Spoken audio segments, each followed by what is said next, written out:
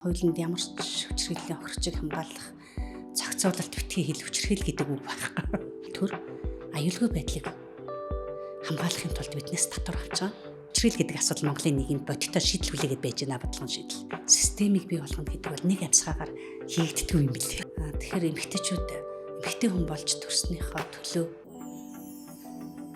өөрөө дуу хоолойгоо гаргаж чадахгүй тэр байтгаа өөрөө амьд явахгүй юу гэдэг. Тэр сонголт, тэр шийдвэр өөрөөс нь хамаарахгүй болно гэдэг бол аюу том нийгмийн шийдэл шаардсан асуудал шүү дээ. Коватын дан гэж нөлөөд байгаа шүү дээ. Улс төрийн тэр орон зайд, тэр туршлаг, тэр өнцөг, тэр дуу хоолой, тэр төлөөлөл орж ирэхгүй явж байгаа. Энэ манай сонгуулийн тогтолцоо чинь улс төрийн санхүүжилт нь дандаа мөнгөтэй хүмүүс сонгогдох боломжтой юм тогтолцоо. Эсвэл олон танигдсан хүн л сонгогдох боломжтой тогтолцоо. Жагсаалтад янз янзын хүмүүс ороод ирсэн биш шүү гэдэг нь намуудын асуудал байхгүй, улс төрийн намуудын асуудал. Хүн болгон өөрчлөлт хийх хэрэг мэт л дээ.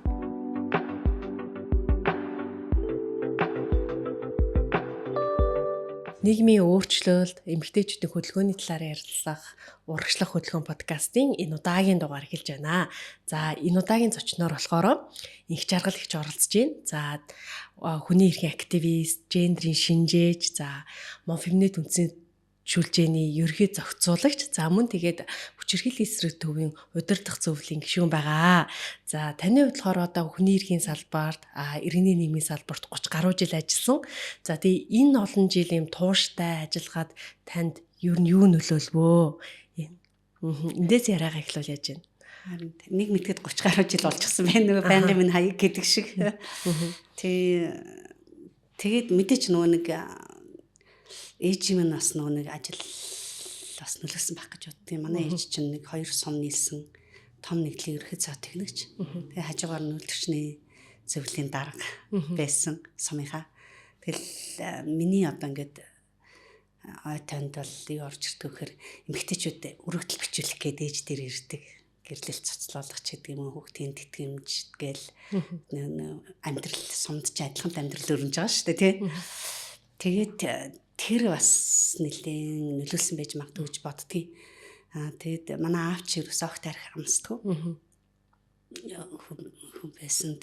Тэгээд одоо ингээд эргээд батхад нэг хүчирхийлд өртсөн нэг эмэгтэй манад бас нэлээд хэд хонж исэн. Тэргээд ингээд үзэхээр яг тэр нэг орчин бас нэлээд нөлөөлсөн байх гэж бодож байна. Тэгээд юун чин би чин сэтгүүлч болно гэж байгаад огн сэтгүүлч болох мөрөгдөлтэй байсан. Багш маань ч гэсэн намайг сэтгүүлч болгох сонирхолтой. Тэгээд бит хоёулаа сэтгүүлчийн ангид орж чадхаа байлаад хоёулаа ээж аавдаа хэлэхгүй хувилдаад илгээлт авчилаа 2 жил. 2 жил ажиллаа сэтгүүлчийн ангид эргээд орж ирнэ гэдэг. Тэгээд тэр үе чи одоо 85 6 7 оны үе 87 оны үе байхгүй юу? 87 он хүртэл би тэгж ажилласан 2 жил ажилласан гэдэг чинь слизм хэвээрээ. Нийгэм солигдоогүй. Тэгээд хэдийгээр би дөнгөж 18 19 настай жоохон одоо хүүхэд байгаа ч гэсэн намын гишүүн биш ч гэсэн тэр нөгөө нэг нам нэг үзэл сурталын нөлөө бас миний амьдралд бас тодорхой хэмжээнд нөлөөсөн болоо гэж бодож байгаа. Тэгээд конкурс өхийн тулд ингээд 8 л дээд сургуультай.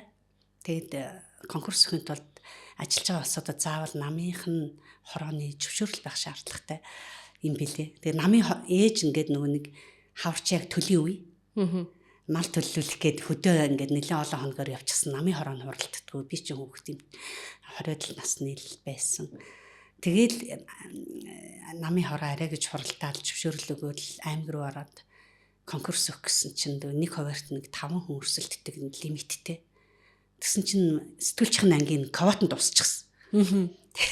Тэгээ яасан чи багш маань за 2 жил ажилласан чи ахаад 2 жил ажилласан заавал ажиллаж конкурс өгнө. 2 жил ажиллаад конкурс ахаад конкурс өгөх юм бол 1 жил ажиллаж конкурс өгдөг. Одоо нэг хэн жил юухан байх вэ гэд. Тэгсэн чи ээж үгүй одоо хэрвээ 1 жил энэ хүн юунд гэртээ ингээд нэг ажиллах юм бол сумдаа ингээд одоо орон нутагтаа ажиллах юм бол аюул сургууль соёлд орно гэдэг нь бүр хотлоо болно гэд. Тэгээд ингээд яасан чи бүх ингээд сургуулиудад өрсөлдөх квот дуусчихсан. Тэгсэн чи ээж хуулийн дунд гэдэг нэг сургууль байна. Тэрэнд нэг хүн өрсөлдөх оронтой дутуу байна гэд. Тэгээд хуулийн дунд сургуульд орчлаа.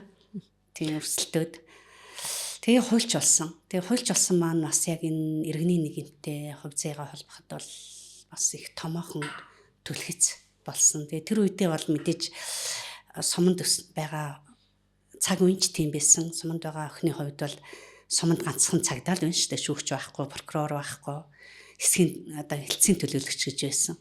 Тэгээ энэ ах шиг л хүн болж ирэх юм байна гэсэн төсөөлөлтэй. Тэгээд хуваараа авчаад байжсэн чинь тэр зун прокурор Отгон Баяраа хэрэг гэдэг нэг аюу дойлонтой хэрэг барамсаа цохиолч ингээд нэг гаргаж ирээ. Тэгээд тэн дээрс би хараад прокурор гэдэг мэргэжил байт юм биш үү, хуульч болж байгаа улсад өмгөөлөгч гэдэг мэргэжил бас байт юм байна, шүүгч гэж байт юм байна. Би ер нь өмгөөлөгч болно гэдэг. Тэгээ шийдээд орж иржсэн. Тэгээ хуулийн дунд сургуулаа бас төгсөө шууд их сургуульд орсон. Их сургуулийн хуулийн анги гэдэг. Тэгээ үндсэндээ бол бараг 7 жил хуулиар сурсан.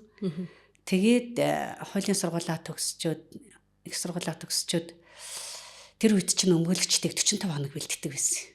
Курс гээд.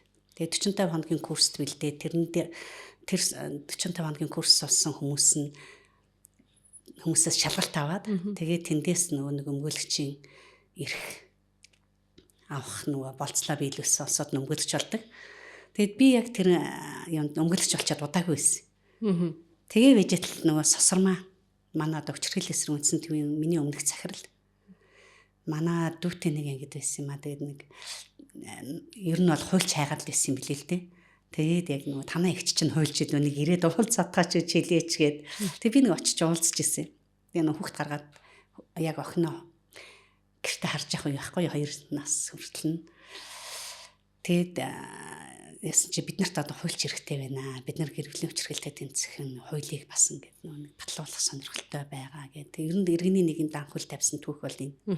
Тэгэхээр иргэний нийгэмд анх үл тавьсан түүх бол таны нэг өмгөөлөгч мэрэгжилтэй. За одоо хуульчаар төгссөн. За тэгээд нэг талаасаа бас хүчирхийллийн эсрэг үндсийн төвд ажиллаж эхэлсэн цаг үеэс эхэлэх нь шүү дээ, тий.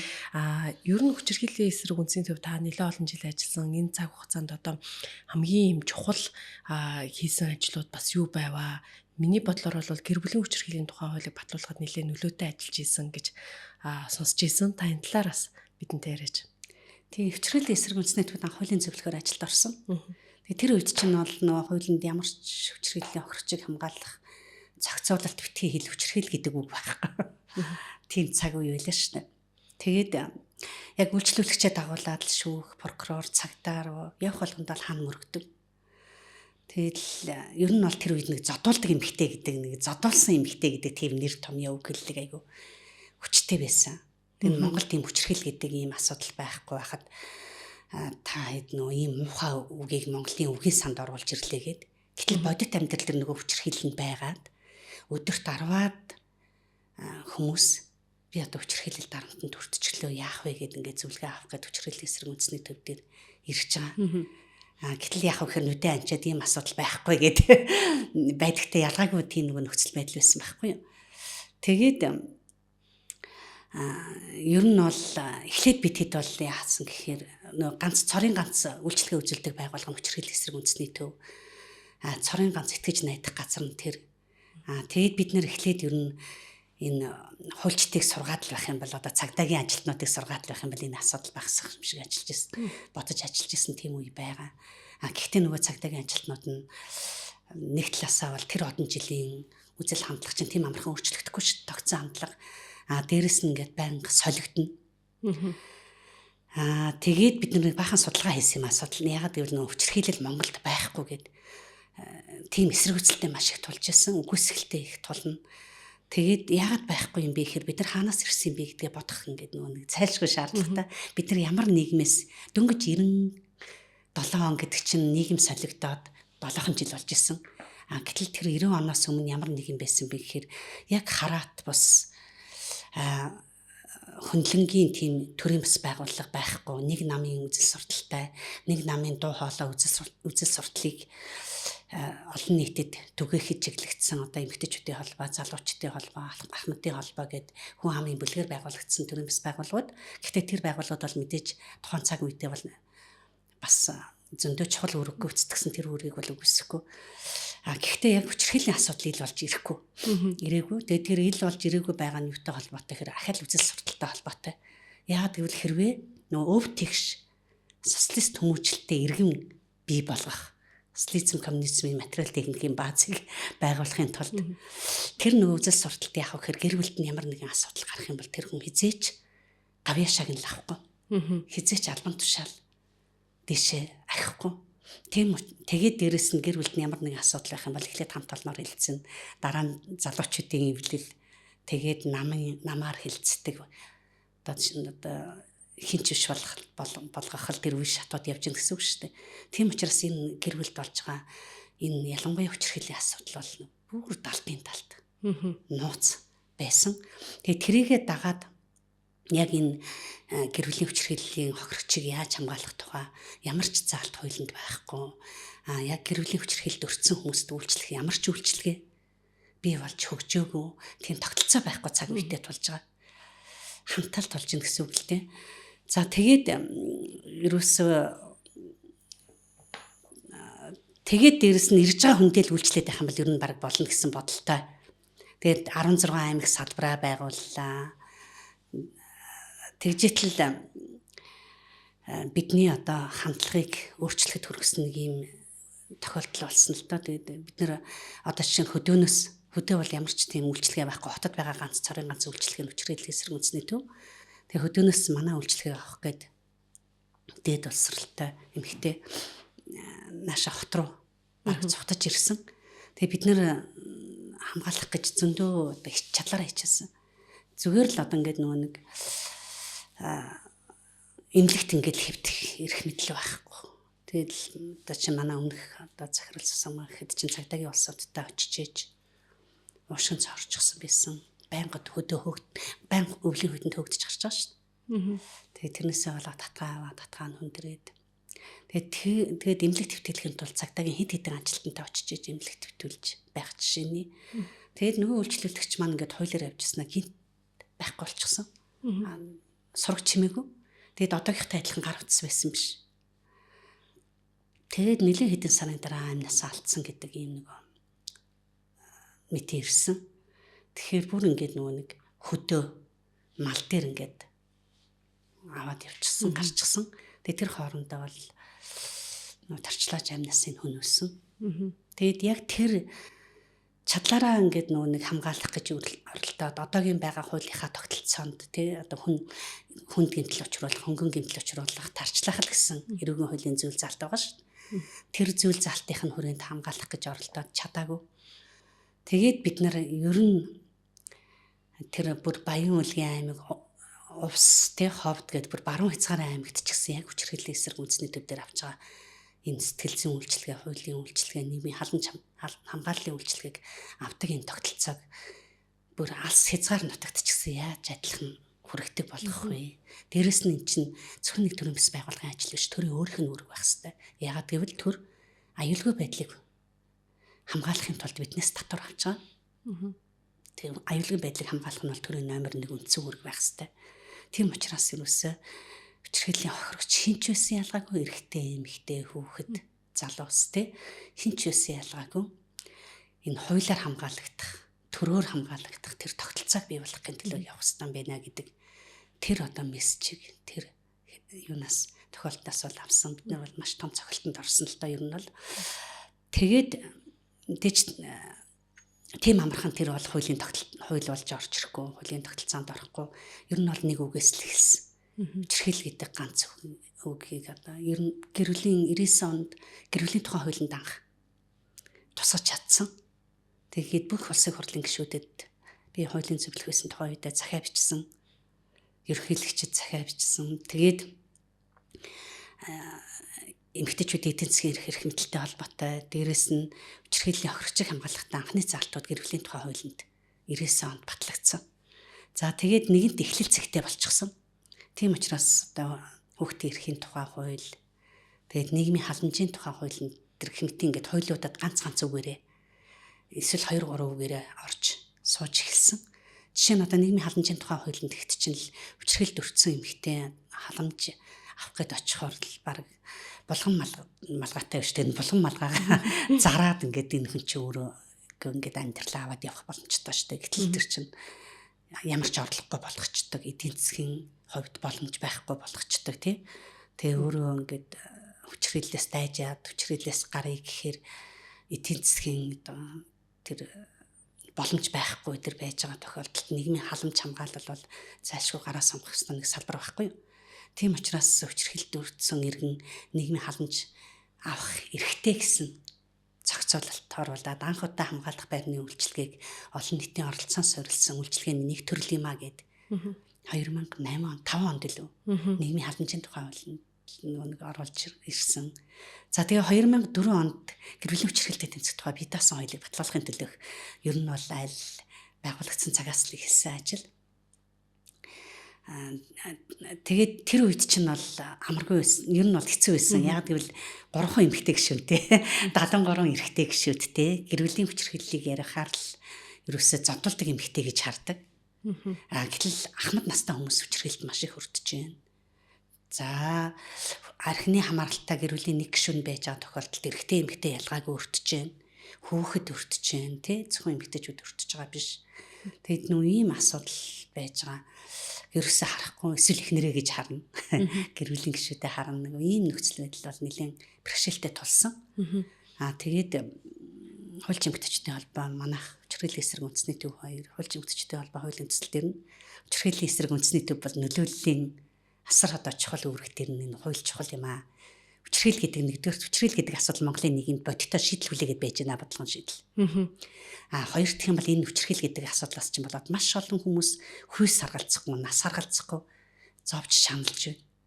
Тэгээ төр бол энэ дээр одоо өөрийн үүрэг хариуцлага болгож зохицуулалтаа хийх ёстой гэдэг ийм нөгөө нөлөөллийн ажлыг бол үндэсний хэмжээнд бол хүчирхэл эсрэг үндэсний төв хариуцж ирсэн. За тэгээд 20 улсын их хурлын гишүүнээр өргөн бариулсан. Тэгээд 20 улсын их хурлаа гишүүнээр өргөн бариулах тактик нь юу байсан бэ гэхээр нэг голдуу эрэхтэй. Тэгээд нэг улсын их хурлын гишүүн дор хаяж 2 хүнд нөлөөлж чадна. Тэгээд үсэх юм бол цаат тал нь 60 хүн. За нэг хүнд нөлөөлнө гэхэд 40 хүнээс санал авах. Тийм одоо тактиктайгаар 20 улсын их хурлын гишүүнээр өргөн бариулаад тэгээд мэдээж нөгөө байнгын хорон дээр унсан засгийн газрын үйл ажиллагааны засгийн газраар ингээд энэ хуулийг хэлцэх шаардлагатай гэдэг тэр зөвшөөрлийг авна гэдэг бас өөр айгүй хэцүү байсан л та. Тэгээд засгийн газрын гишүүдийн арга гэртээ бид нэр уулзалтыг хүртэл зохион байгуулж байлаа эхнэрүүдтэй. Тэгээ яагаад энэ асуудал чухал юм бэ гэдгийг хэлж өгөөч ээ, тий ойлгуулж өгөөч ээ. Яг л зөвхөн одоогийн биш ирээдүйд охтуудтай хүн бол охтуудынх нь ирээдүйг хамгаалж байгаа айгүй том баталгаа. Яагаад тэгэхээр ингээд бид нар чинь одоо 10,000 гаруй хүнд хүчирхэллийн эсрэг үндэсний төв давхардсан тоог оруулахгүйгээр 10,000 гаруй хүнд үйлчлэгээ үзүүлсэн. Зөвхөн нэг удаа ирснээр тооцоход тэгэхээр тэндээс юу ямар одоо хандлага харагдаж байна вэхээр эмэгтэй хүний амьдрал гэрлэхээс өмнө гэрэлсний дараа гэж хоёр хуваагдаж байна. Гэрлэхээс өмнө хичнээн ингээд нэг алган дээрээ бөмбөрүүлээд тий нүдний цэцгийн мэт ингээд хайрлж хамгаалж өсгсөн ч гэсэн ямар хүнтэй гэр бүл болсон гэдгээс шалтгаалаад эмэгтэй хүний амьдрал оронгороо эргэх юм нөгөө тохиолдлууд маш их байна.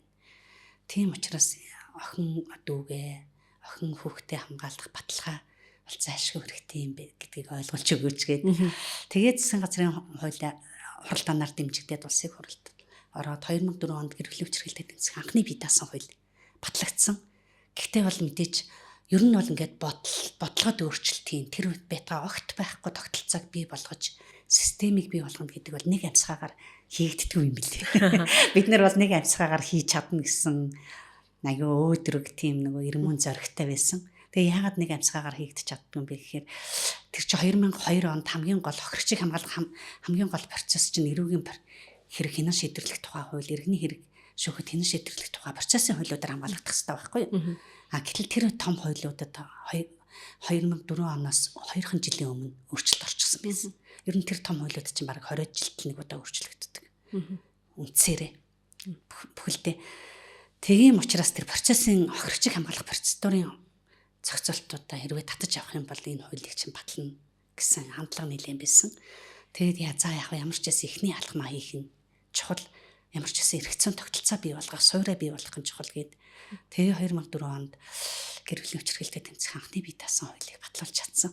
Их олон байгуул одоо хууль зүйчдийн холбоо хүчирхийллийн эсрэг үндэсний төв, зохистой хөгжлийн гендер төв гэдэг их олон байгууллагуудын хүчин чармаалт, олон хүмүүсийн үе үед ажиллаж исэн хүмүүсийн хүчин чармаалт. Тийм үр дүнд улсын хурлын эмэгтэй гишүүдийн нөлөөлөл тэгээд 20 эрэгтэй бас өргөн барьсан гишүүд. Тийм одоо хүчин чармаалтаар. Тэгээд төрийн ордноос хуулиа батлуулчаад төрийн ордноос ажил руугаа таксидж явахдаа за дараагийн алхмаа бодож ирсэн. Яг гэвэл 50% л хийчихсэн байгаа шүү дээ. За бусад хуульд оруулах өөрчлөлтүүдэд яах вэ? Яаж одоо оруулах вэ гэд бодож явсан. Тэгээд тэр өөрчлөлт бол 12 жилийн дараа ирсэн. Яг энэ хэсгийг хэлэхээс өмнө нэг зүйлийг тодруулмаар ч юм уу хэлмээр санагдаж байна. Юугээр одоо 90-д онд те нэг эмэгтэйд тохиолдсон одоо тэр хүнд хэцүү байдал хүн ер нь 8 насаа удаан хугацаанд одоо тарчилсан усны эцсээр алдна гэдэг бол үнэхээр одоо хүлээн зөвшөөрч боломгүй зүйл. Тэгээ энэ кейс магадгүй одоо бидний таны мэдчихсэн нэг л кейс одоо жишээ байх гэж харж байна.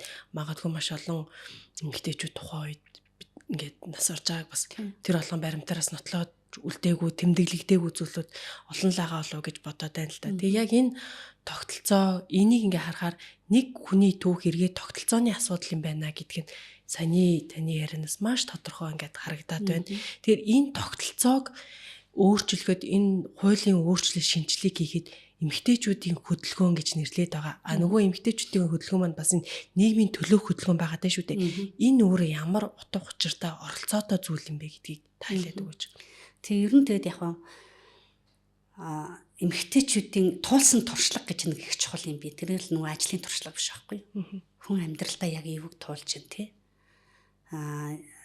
Тэр туршлага чинь хүн болгонд өөр. Тэгэхээр эмэгтэй хүн болж төрснийхөө төлөө өөрөө дуу хоолойгоо гаргаж чадахгүй тэр байтгаа өөрөө амьд явах уугүй юу гэдэг тэр сонголт тэр шийдвэр өөрөөс нь хамаарахгүй болно гэдэг бол аюу том нийгмийн одоо шийдэл шаардсан асуудал шүү дээ. Гэтэл нэг зүгээр нэг зодуулж байгаа өөрөөсөө болж байгаа ч гэдэг юм уу тий. Хичнээн одоо буруутай хэрэг хийсэн ч зодуулах ёсгүй. Гэдэг тэр нөгөө халтшгүй байх. Хувь хүний халтшгүй байх эрх гэдэг тэр зодуулдаг эмэгтэй гэдэг тэр ойлголтыг сөргүүлж тавьж бид нар бол эрхэс суурилсан хандлага тухайн үед эрхэс суурилсан хандлага гэдгийг ч мэдэхгүй байлаа. Ер нь бол тэгж тавьж эхэлсэн. Тэгээд их сургуульд төр эрх гадаад орнуудын төр эрхцэн онол гэдэг одоо ер нь бол сэтгэгчдийн философи талаасаа ордог юм хичээл байдаг. Тэгээд тэр цагдаагийн алба хаагчдад анхны сургалтыг орохдоо яг тэр лекцэд илгэж тавьчаад эхэлж илаа. Хүн болгон халдшгүй дархан байх хэрэгтэй гэсэн тэр нөгөө нэг концепц дээрээ суйрлаад анхныхаа хичээлийг босгож ирсэн. Тэгээд ер нь бол нөгөө нэг цагдаагийн алба хаагчдын хандлагч гэсэн тухайн үедээ бол бас хэцүү байсан шүү дээ. Танаа хамгаалах баримт одоо эмгтэйг ингээд хамгаалчихлаа. Хүчрхийлэл үйлдэгчдийн ихэнх нь эрэгтэй байгаа. Бүгдээрээ биш л дээ. Ихэнх нь эрэгтэй байгаа. Тэгэд тэр эрэгтэйг бид нэр баривчилчлаа. Тэр хооронд гэрт нь холгоо орчих юм бол яах юм бэ гэдэг. Гэтэл харж байгаа үнцг нь юу вэ гэхээр хүний амнаас эрүүл мэнд биш. Эд хөрөнгө хулгай. Тэгэхээр тэр тухайн үеийн алба хаагчдыг буруутгахаар аргагүй. Ажлыг нь дүгнж байгаа үзэлтүүд нь тийм байсан. Тэгэхээр энэ нөгөө хандлагуудыг ингээд алхамаар өөрчлөхөд нэг байгууллага, нэг хүн дангаараа хангалтгүй. Бүгдээрээ хамтдаа өөр өнцгөөс өөрийн дуу хоолойтой бид нэр эрэгтэй хүн одоо 73 улсын хурлын гишүүдийн нүдээр харахад тэдний туулж байгаа туршлагаас харахад бүх юм болоод байгаа юм шиг харагдчихэдэг. Гэтэл эмэгтэй хүний нүдээр эмэгтэй хүний амьдралын туулж байгаа туршлагаас үзэхэд амь насаа алдж байгаа тухайн үед чинь жилд 24-өөс 26 хүн амь насаа алддаг. 5 жилийн хугацаанд 100 бараг 50-д хүн амь насаа алдчихсан байсан ийм нэг нөхцөл байдал байхгүй юу? Тэгэхээр эн чинь бол зүгээр нэг хүн амь насаа алдахад л эн чинь өөр аюу том аюулын харанх шүү дээ тий. Тэгээд тийм нөхцөл байдалд өөрчлөлт хийн гэдэг бол хэцүү. Тэгэл одоо цагдаагийн ажилтнуудад ингээд сургалт явуулж хахад нөгөө эмэгт хүчрхийлд өрцсөн хохирчиг буруутгахын тулд янз янзын ингээд нэг нөхцөл байдлуудыг гаргаж ирнэ. Бага насны хүүхэд дөнгөж төрч удаагүй байхдаа ангийнхантайгаа нийлээд өглөө үүрээр орж ирсэн тохиолдол зодвол яах вэ? Энэ бол нэг их айхтар том асуудал биш шүү дээ. Гэх мэтэр ингээд тий. Тэгэхээр хандлага бол тийм байсан. Нөө хүний бие махбодын халтшгүй байдал гэдэг ерөөсөө ямар нэгэн байдлаар одоо ойлгох ч гэдэг юм уу, яг энийг хүн ер нь бие махбод хүний бие махбодын халтшгүй байдал гэдэг чинь бидний одоо ингээд үндсэн суурь ирэх шүү дээ. Тэгээ энэ эрхийн асуудал одоо нийгэмд за тэгээ бидний амь насыг хамгаалах ёстой, үйлчлэгээ үзүүлэх шаардлагатай, тэр цагдаагийн албан хаагч төрийн байгууллагуудын зүгээс те ойлгохгүй байсан тохиолдлууд маш их байгаад байна те. Тэгээд анхны бие даасан хууль гарсны нэг аягүй том ач холбогдол нь юу вэ гэхээр төрийн байгууллагын үүрэг хариуцлага болсон. Тэгээд төрийн байгууллагууд яг ямар үүрэг хүлээх вэ гэдэг нь тодорхой. Гэхдээ сул тал нь юу вэ гэхээр одоо нөгөө процессын хуулинд өөрчлөлт ороогүй учраас яг хохирчийг хамгаалалт бас дутуу хэвээрээ байсан. Тэгээд бид нэр улсын дэд шүүхийн тайлбар гаргах гэд нөлөөлөөд бусад ингээд хуулиудад бас ганц хоёр ингээд өөрчлөлт оруулаад багаагаар нөхөх гэж оролцсон ч гэсэн бас л ингээд аюу том саадтай хэвээрээ байсан. Тэгээд нөлөөллийн 2 дахь том давлгаа 2016 онд энэ гэр бүлийн хүчирхээлтэй тэмцэх тухай хуулийг 10 бүтэн 12 жил бэлтэж байгаа шүү дээ. Гэр бүлийн хүчирхээлтэй тэмцэх тухай хуулийг шинжилэн найруулъя. Эрүүгийн хуулинд өөрчлөлт оруулж гэр бүлийн хүчирхээлийн зарим үйлдэлийг гэмтэрэг болгоё. Яагаад гэвэл гадаа гутамжинд зодуулах юм бол гэмтэрэг. Гэтэл гэртээ зодуулах юм бол гэмтэрэг биш. Нөгөө хууль шүүхийн өмнө хүн болгон тэгш эрэхтэй байна гэсэн үндсэн хуулийн заалт даабал стандарт үйлчлээд байна шүү дээ. Тийм ээ? Нийтийн орчинд зодуулах юм бол гэмтэрэг. Хувийн орчинд гэртээ зодуулах юм бол гэмтэрэг биш. Тэгэхээр энийг өөрчлөхийн тулд нэгдүгээр тэгээд зөрчил биш. Ерөөсөө тий одоо ямар нэгэн эд хөрөнгөнд халдах юм бол зөрчил байгаад идэг. Гэтэл хувь хүний эрх хэрэгчлүүнд халдаад бие махбодод нь халдах юм бол зөрчил биш. Ерөөсөө л маргаан. Гэмтэрэгч биш, зөрчилч биш, маргаан. 2004 оноор бол гэр бүлийн хүчирхэл хуулиар гэр бүлийн хүчирхэл бол хүний эрхийн зөрчил гэдгийг хүлээн зөвшөөрүүлсэн. Тэгээ одоо дараагийн алхам бол яаж энэ тодорхой зарим үйлдэлийн гэмтэрэг бүх үйлдэл биш шүү дээ. Зарим үйлдэлийн зөрчил болгох вэ? Яаж ялгамжтай байх вэ гэдэг тэр өөрчлөлтийг хийсэн гэд 2016 онд хийж чадсан. Тэгэхээр тэр энэ нөлөөллийн ажлыг ахаад л бас хүчирхээлийн эсрэг үндэсний төв тэр үед одоо энэ үед бол би 2001 оноос 97 оноос 2001 он хүртэл хүчирхээлийн эсрэг үндэсний төв хуулийн зөвлөх. 2001 оноос 2018 он хүртэл бол хүчирхээлийн эсрэг үндэсний төвийн захирал байсан. Тэгээ энэ хугацаанд энэ 2 дахь том давлгаа гэр бүлийн хүчирхээлтэй тэмцэх гэр бүлийн хүчирхээлийн хохирчийг хүйс саргалцахгүй нас саргалцахгүй хамгаалах ийм хамгаалалтыг одоо 2 дахь давлгаа хийж чадсан. 2 дахь одоо энэ давлгааг хүрнүүлэхдээ 16 он хүртэл болохоор ямар шаардлага байсан. Тэгээ дээрэс нь энийг одоо хийгээд нэг хөдөлгөөн маань ямар үүрэг оролцоотой байсан бэл. Тэгээ яг шаардлага нь юу вэ гэхээр хуулинд байна, хохирогч хамгаалагдаж чадахгүй байна гэдэг тэр нөгөө нэг мессежийг бол бид нар байнга л нөгөө нэг үйлчлэгээ үзүүлэх болгонд авч байгаа шүү дээ. Яагаад гэвэл суур хууль бий болчихсон. Хамгаалах процессын хуулийн зохицуултууд байхгүй. Тийм учраас тэр процессын хуулийг процессын хамгаалалтыг зайлшгүй бий болгох шаардлагатай. Тэгээд одоо шүүгч цагдаагийн ажилтан хамгийн их барьдаг хууль нь болохоор яг нөгөө эрүүгийн хэрэг шүүхэд хянан шийдвэрлэх тухай хууль, захиргааны хариуцлагын тухай хууль байгаа даа байхгүй юу? Гэр бүлийн хүчирхээлтэй тэмцэх тухай хуулийг барихгүй ягаад гэвэл тэр материалын хууль, суур хууль. Тийм учраас тэр хуулийн байгууллагын ажилтнуудын үйл ажиллагаандаа өдөр тутамдаа барьж байгаа хуулинд нь хохирчийг хамгаалах зохицуултыг оруулж ирэхгүй болохгүй байсан. Тэгэд эн чинь ахаад л нөгөө нэг миний дээр хэлснээр нэгдүгээрт суур шалтгаан руу хандж байгаа. Хүчирхийлэл үйлдэгдэж байна гэдэг бол зөвхөн асуудлын илрэл бидний нүдэнд харагдаж байгаа үр дагавар. Яагаад үйлдэгдээд байна вэ гэхээр хүмүүсийн хандлага зан үйлтэй холбоотой шүү дээ. Тэгэхээр хүмүүсийн хандлага зан үйлийг өөрчилнө гэдэг бол ахаад нэг байгууллага, нэг хувь хүний дангаараа хийж чадах ажил биш. Тал талд булангаас нь гээд баг багаар хийх ажил. Тэгээ хамтын хүч, хамтын эрх мэдэл бол их чухал. Хэдийгээр яг улсын их хурлын эмэгтэй гишүүд нэлээд олон болсон. Улсын их хурл дээр бол нэлээд одоо хандлага бол ингээд хүний эрх рүү ингээд нэлээд хэлбэсэн байлаа ч гэсэн ахаал нөгөө хандлага ам бүхтэй хэвээрэл байгаа шүү дээ. Тэгээд 2016 онд гэр бүлийн хүчирхээлтэй тэмцэх тухай хуулийн эрүүгийн хууль, зөрчлийн тухай хууль 8 хуулинд өөрчлөлт оруулсан. Тэгчээд амралтаа аваад би нэг 10 хоногийн бясалгалд явсан юм аа. Айгүй их нөгөө 10 хэдэн жил авахт амралтаа аваагүй ажилласан. Бид нар за тэгчээд эргээд 10 хоног утас дээр хаалттай байдаг бясалгал.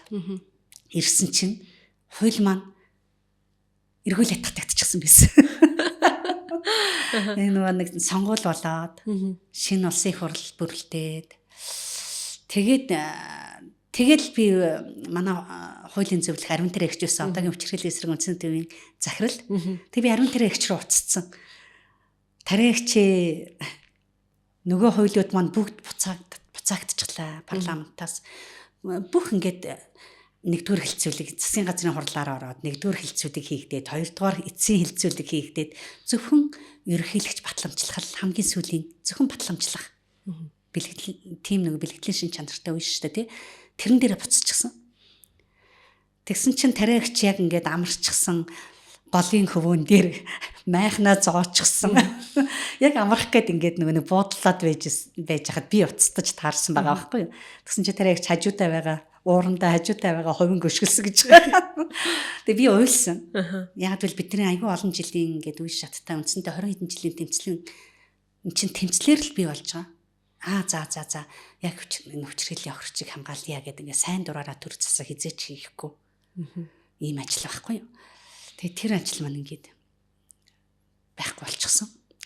За тэгээд бид нар 150 хэдэн төрлийн бас байгууллагууд нэгдэж тэгээд эргээд нөгөө оруулаад шинэ парламент, шинэ засгийн газар байгуулагдсан юм чинь орж ирэх юм байх.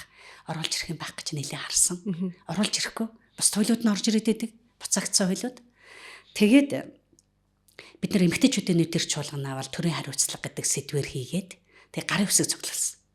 Тэгээд гарын үсэг цуглуулаад дараа нөгөө одоо илүүтэрч байсан юм да ерөнхийлөгчтэй уулзсан.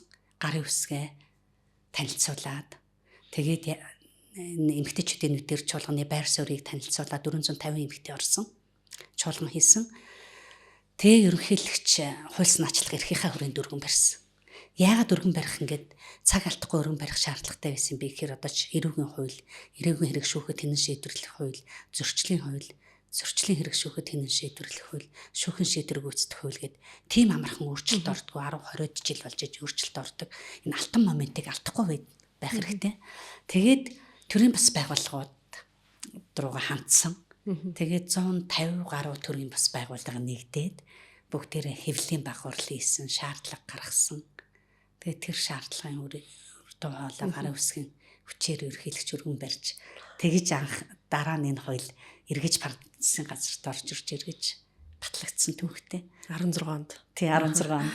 Тэгээд таныг мэдхнээ тий одоо болохоор Монфемний үндэсний шүлжээний ерхий зохицуулагчаар ажиллаж байгаа. Гэтэ энэ хугацаанд бас ажиллаж байхдаа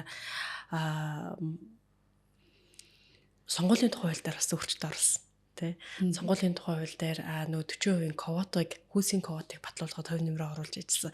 Энэ процесс эргээд 16 онд хүчирхийлэл гэр бүлийн тухай хүчирхийллийн тухай хууль дээр ажиллаж байх үетэй харьцуулахад нийгэмд ямар өөрчлөлтүүд бий болов нөгөө талаасаа эргээд нөгөө нэг гендрийн асуудлуудыг нийгэм маань энэ бол хүний эрхийн асуудлаа гэж хүлээж авдаг өнцөг рүү жоохон ч гэсэн хэлбэж орж чадсан байсан болоо та юу гэж бодож байна? Тийм ямар ч гэсэн олон нийт мэдээж бүрэн ингээд нөгөө нэг гарын алга оруулах шиг тийм амархан өөрчлөгдөх зүйл биш л те. Гэхдээ бас аюу өөр болсон байсан. Тийм тухайн үед чинь хүчирхийлэл гэдэг үгтэл зуралт тал байдаг гэсэн шүү дээ. Тэгэхэд чи одоо бол нэлийн өргөн хүрээнд хардаг. Тэгээ залуу очоод тий хандлага бас их өөр болсон.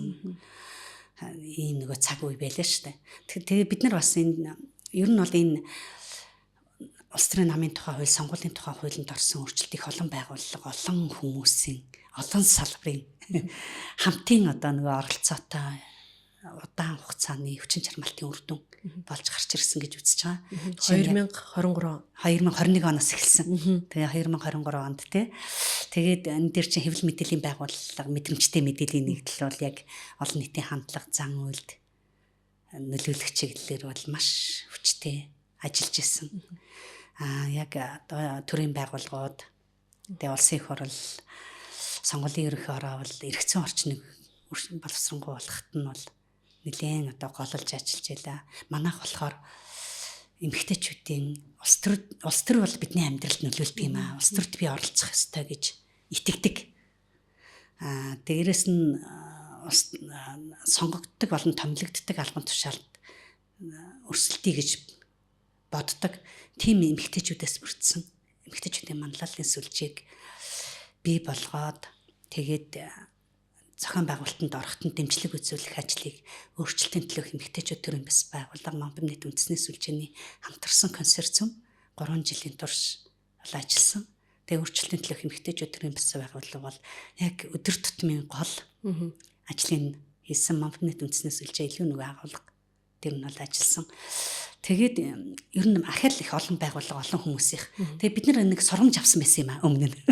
30 энэ коватын дан гэж нөлөөд байгаа шүү дээ. Яг гэвэл эн чинь өмнө нь ингээд коват гэж ороод тэгээд 30% коват улсын хурлаар батлагдаад огт хэрэгжиж амжаагүй байсан чинь тухайн үед парламентаас судалтай Монгол Ардын нам ардчсан намын 2 одоо нэмсрэн зээ их болд 2 улсын их хурлын эрхтэй гишүүн гинт өргөн бариад тэгээд энэ коватыг 20% болгож буурсан. Тэгээ 20% болгож буурахад бол ахаал 3% эмэгтэй гишүүн сонгогдсон шүү дээ дараа. Тэгээд энэ үед бол мэдээж ингээд эмэгтэйчүүдийн төрийн бас байгууллагууд, хүний эрхийн төрийн бас байгууллагуудаа хоолойгоо нэгтгээд энэ бол ингээд төр тусгай арга хэмжээ юм аа. Яг гэвэл их олон зуун жилийн турш эмэгтэйчүүд шийдвэр гаргах төвшөнд өөрийн гэсэн төлөөлөл байхгүй, дуу хоолой байхгүй. Дээрэс нь эмэгтэй хүн чинь төрдөг, савтай, хөхтэй учраас 10 сар хөхтэй тийм. Төрсний дараа хөхтэй хөхөөлнө. Хөхтэй учраас 6 сар. Тэгээд хөхтэй нэг 2 нас юм уу 3 нас өвчөж хүүхэд хүн болно шүү дээ. Тэр хүртэл нь би нэг цэцэрлэгт орох хүртэл нь ээжийн үүрэг бол зайлшгүй их байгаа. Тэр болтол эмэгтэй өөрийнхөө карьерийг өөрийнхөө орлогыг ингээд бүгдийг ингээд хоош тавиад гэр бүлтэй тэгээд тэр чинь нийгэмд бас ажиллах хүч ирээдүйн иргэн бэлдэж байгаа айгүй том хөдөлмөр, нийгмийн хөдөлмөр байхгүй юу? Хувь хүний хөдөлмөр зөвхөн хувь хүний зөвхөн гэр бүлийн хөдөлмөр биш. Тэгээ ийм нөгөө чухал үүрэг оруулдгаасаа болоод дандаа ингээд нөгөө нэг шийдвэр гаргах төвшөнд өөрийн гэсэн төлөөлөл, өөрийн гэсэн дуу хоолойтой байхгүй. Тэгээ тэрнээс болоод нийгэмд ямар олон асуудал эмэгтэй хүний туулж байгаа туршлага эмэгтэй хүний нүдээр харсан тэр үнцэг байхгүйгээс болоод цэцэрлэг залуу гэр бүлд ямар олон асуудлууд гарч ирж байна. Цэцэрлэг байхгүй. За намайг ингээд нөгөө төрчүүд баг хүүхдээ баг 2000-ад оны хүүхд баг байсан 2000-ад оны үед хүүхдээ эмчиж байхгүй л шүү дээ. Баг аюу цөөх хүүхдээ эмнэлэг байхгүй. Гэл аюу их олон асуудлууд. Ягаад гэвэл эмэгтэй хүн тэр гэртээ байгаад хүүхдээ ингээд асарч өсгөж явах явцтай боловсралтай холбоотой хүүхдэд дагаад эрүүл мэндтэй холбоотой халамжтай холбоотой хамгаалалтай холбоотой тэр олон юм чинь тэр гэр бүл дотор тэр гэр бүл гэсэн жижиг нэгж дотор нийгмийн жижиг нэгж дотор яг адилхан өрнөж байгаа. Тэгэхээр ямар хэрэгцээ байна, ямар шийдэл байна, ямар цоорхой байна, яаж шийдэх вэ гэдэг тэр шийдэл нэмэгтэй хүнд илүү ойрхон. Тэр чинь тэр болж байгаа үйл чинь эцсийн дүндээ бол хүний амьдралын чанарыг тодорхойлж байгаа аюул чухал асуудлууд. Тэрэнд хэн ойрхон байна, хэн илүү мэдэрч байна гэхээр ээжүүд, эмэгтэйчүүд мэдрээд байдаг. Тэгсэн хэрнээ хүний амьдралд хүний одоо амьдралд, гэр бүлийн амьдралд хамгийн чухал шийдвэр гаргадаг улс төрийн тэр орон зайд, тэр туршлага, тэр үнцэг, тэр дуу хоолой, тэр төлөөлөл орж ирэхгүй явж байгаа байхгүй. Тэгээд цэцэрлэгийн төсөв ер нь сүүлийн 2-3 ер нь сүүлийн нэг бараг 24 оноос за нэг 22 оноос хойш л ингээд баг багаар тусч ирсэн. Тэрнээс өмнө цэцэрлэг ерөөсөө улсын төсөвт цэцэрлэг шинээр бий болох төсөв тусаагүй. Зөвхөн одоо нэг тойрогтой улсын хурлын гишүүдийн тойрогтой сонгуул зарцуулах мөнгнөөс л нэг цөөхөн цэцэрлэг байгуулагдчихсэн. Тэгэхээр энэний цаана төлөөлөл гэдэг аюул том ойлголттой байдаг. дарга болох гэсэн хэдэн эмэгтэйчүүд, сандал ширээ мөрөөдсөн хэдэн эмэгтэйчүүд гэдэг олон нийт ихэнх нь тэгж ойлгож штэ. Гэтэл биш. Би энэ нийгэмд, би энэ хорвоод амьдраад, би энэ нийгэмд амьдарч байгаагийн хувьд эмэгтэй хүний туулж байгаа тэр туршлага, эрэгтэй хүний туулж байгаа тэр туршлагаас тэсвэр. Тэр нүдээр харсан, тэр туулж байгаа туршлагыг тусгасан, тэр онцлог хэрэгцээнд нийцсэн шийдэл байхгүй бол хэн хохирох вэ гэхээр зөвхөн эмэгтэй хүн дангаараа хохирдгүй, хүүхэд хохирдог, гэр бүл хохирдог. Тийм учраас эмэгтэйчүүдийн төлөөлөл тэнцүү байж байгаа нийгэм дандаа л ингээд хүний хөгжлийн үзүүлэлтийн хувьд дандаа дээгүүр явж штэ. Одоо бидний мөрөөдөл болгоод байгаа жишээ болгоод байгаа Скандинавын орнууд тий. Тэгэхээр энийг нэгдүгürt төлөөлөл гэдэг үүднээс нь ойлгох шаардлагатай байна гэдэг сургамж авсан байсан. Хоёр дахь авсан сургамж нь юу вэ гэхээр эмэгтэйчүүдийн төрийн бас байгууллагууд дангаараа энэ нөлөөлөл хийгээд бол хангалтгүй юм байна. Энэ байгууллагуудын хэдэн асуудал, хэдэн байгууллагын л ингээд зэтгүүлээд байгаа нөлөөллийн ажил гэж харах юм байна.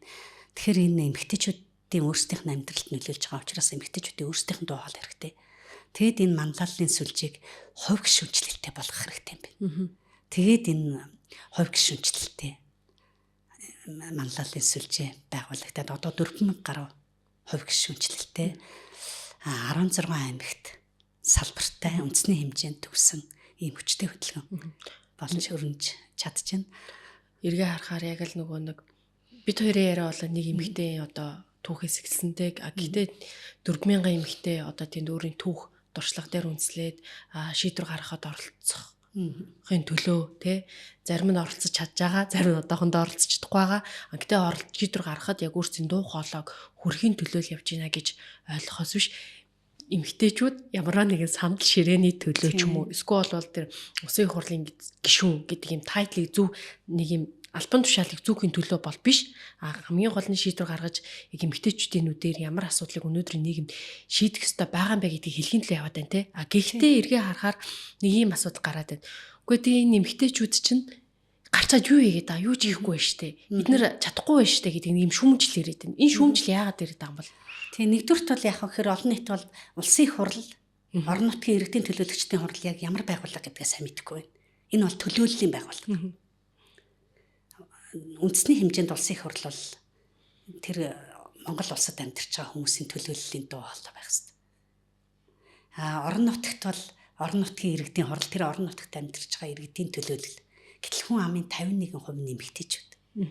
Талаас илүү хувь болсон эмэгтэйчүүдийн төлөөлөл улсын их хурлд. За яг сая бол ингээд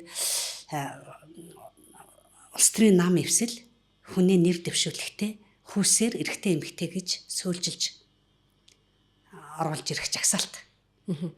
Жагсаалтаар оруулж ирэхдээ оруулна гэсэн ийм зохицуулалт. Тэгээд тойргоос нэр дэвшүүлэхдээ 30%-аас доошгүй аль нэг хүүс эмэгтэй гэж ороогүй шүү дээ. Аль нэг хүүсийн төлөөлөл тий гэж оруулж ирж байгаа.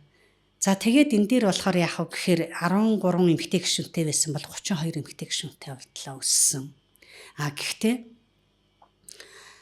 хангалт яг ингэснээрээ бид нэр Азийн дэлхийдээ бол бараадахгүй. Азийн төвшөнд бол дундаж төвшөнд арай жоохон дөхөж очиж байгаа юм. Азийн төвшин бол 26% байхад манайх одоо нэг 25 24.1 хэдэн хувьтай л ингээд дөхөж очиж байгаа гэсэн болоогүй. Дөнгөж л одоо ягаарч эхэлж байна. Тэгээд дээрэс нь өшөө тойргоос ирсэн 8 эмэгтэй сонгогдсон. Жагсаалтаас ингээд нөгөө нэг үлдсэн эмэгтэйчүүд нь сонгогдлоо шүү дээ. Тойргоос ягаад эмэгтэйчүүд сонгогдож чадахгүй байна вэ гэхээр энэ манай сонгуулийн тогтолцоо чинь улс төрийн санхүүжилт нь дандаа мөнгөтэй хүмүүс сонгогдох боломжтой юм тогтолцоо. Эсвэл олон танигдсан хүн л сонгогдох боломжтой тогтолцоо. Гэтэл улс төрийн намууд яах вэ гэхээр улсын их хурлд суудл алдчихвыг мөнгөтэй улсуудад эмэгтэй хүн гэдгээр энэ сонгогдох боломжтой байлаа ч гэсэн мөнгөтэй эсвэл мөнгөтэй эмэгтэй эсвэл олон танигдсан эмэгтэй л сонгогдох боломжтой болж гарч ирж штэ. Тэгэхээр яах вэ гэхээр хэдийгээр ингээд урагшаа өөрийнхөө дуу хоолой улс төр бол бидний амьдралын талах байхгүй юу? Яг л тэр улс төрд бидний өдөр тутмын амьдрал тамаатай шийдвэр гараад байна. Тэгэхээр тэрэнд ингээд дуу хоолойгоо төлөөлөлөө оруулах гэж бид нар хоёр алхсан ч гэсэн аргашаа буцаад нэг алхачихсан. Тэр нь юу вэ гэхээр тойрог бол аюу том. тойргийг бол томсгосон тойргоор явж байгаа. Дээрээс нь тэр томсгосон тойрогт мөнгө их орно. Сонгуулийн хугацаа маш бага. Тэгэхэр чин хүүхдээ хараад гэртээ сууж байгаа ч гэдэг юм уу тий карьер улс төрийн карьераа нөхөн өрчхөн үүрэг хариуцлагаасаа болоод зайлшгүй ингээд тасалдахад хүрч байгаа эмэгтэйчүүд олонд нэг сайн танигдчих чадахгүй. Тэгэхээр ийм нэг нөхцөл байдлуудаас болоод ингээд урагшаа хоёр алхсан чинь нэг алхчихсан байна. Дээрээс нь мөнгө гэдэг аюу тум босготой эмэгтэйчүүд тулж штэ. Тэгээ яг 32 13 байснаа 32 болсон. Гэхдээ 126-гийн дэргэд 32 гэд харьцуулахаар хангалттай дуу хоолой мөн үү? Ер нь бол ингээд дор хаяж 30 тэгээ 40% таа болж иж тэр бүлгийн төлөөлөл өөрийнхөө дуу хоолойтой болдог гэж үзэхээр бас л хангалттай байгаа. Тэгэхээр тэгэнгүүт одоо яах вэ гэхээр дөнгөж ингээд нэг гэхдээ эмэгтэй гişүүд юу ч хийгээгүй биш шүү дээ. Тэр 126-аас 32-ыг хасгаар хэдвэ? Цаана нэг 90 гаруй эрэгтэйчүүд яг огт ингээд хараагүй танихгүй эрэгтэйчүүд маш их байгаа шүү дээ. Ямар ч хууль санаачлаагүй, ямар ч асуудлаар дуу хоолойгоо гаргаагүй эрэгтэйчүүд цаана баг 50-60-аад байгаа. Гэтэл нөгөө 32 дотор чинь одоо ингээд сэргээгт хэрчим хүчээр маш идэвхтэй ажиллаж байгаа анги цэцэг гişүн улсын төсвөр маш идэвхтэй дуу хоолойгоо гаргаж байгаа баярмаа гişүн тий тэгэл зөндөө их олон гişүүд ингээд одоо унаач хүүхдийн дуу хоолой их ашиг хамгаалах чиглэлээр ажиллаж байгаа баасан жаргал гişүүнээс эхлээл тий хөгжлийн бэрхшээлтэй хүмүүсийн дуу хоолой юу зохицолт бий болох гэж ажиллаж байгаа саран чулуун гişүүн би зарим гişүүн нэг цаг бага учраас зарим гişүүд эмэгтэй гişүүдийг бас орхиж магадгүй зүгээр л одоо яг ингээд шууд ингээд бодогдож байгаа зөндөө их олон эмэгтэйчүүд цөөдөхгүйгээр ингээд нэг асуудал юм уу нэгээс 3 асуудал бариад энийг ингээд дуу хоолойгоо өргөө тэрнийхээ төлөө адлуулад хуулийн төсөл санаачлаад яваад байгаа байхгүй юу. Тэгээ яагаад ингээд нөгөө олон нийтийн өмнө тэгж харагдаад байна вэхээр ганц нэг хүмүүсийн тэр нөгөө нэг юунаас болж бас ингэж харагдаж байна. Нэгт хоёр дэх юм бол цөөхөн байх тусмаа хүмүүсийн ингээд нөгөө нэг алган дээрээ тавьж байгаа юм шиг айгуу содон байгаад харагдаж байгаа учраас тэгээд байна л да. Гэтэл ингээд энэ хүртэл 30 хэдэн жилийн турш эрэгтэйчүүд дамгаас нийгэмд бүгдээрээ бүх эрэгтэй гişүүд сайн байсан болоод манай Монголын нийгэм одоо ийм болчиход байгаа юм уу? Төвжирэл байна, агаарын бохирдол байна, ядуурл, их гүнзгий төвшөнд хүрлээ, тий?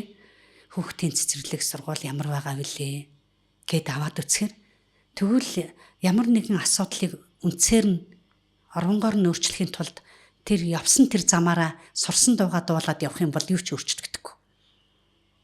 Өөр өнцгөөс өөр салхи оруулж ээж, өөр төлөөлөл оруулж ирж ээж, өөр дуу хоолой оруулж ирж ээж энэ бүгшсэн асуудлууд, өжирсэн асуудлууд чинь өөрчлөгдөж шít. Гэтэл тэр арай гэж нэг ихний алхмаа тавьчаад дараагийн алхмаа тавьж чадаагүй байхад нь ахаад л өөрчилждэг. Манайх бол ер нь тэрэн дээр их сурамгаа туршлага аваагүй, сургамж аваагүй байхдаа дөнгөж ихний ганц хоёр юм хараад л өөрчилчих юм бол тэр шинэ өнцөг, шинэ зохицолтод оруулж ирсний ач холбогдол гарахгүй байхгүй юу?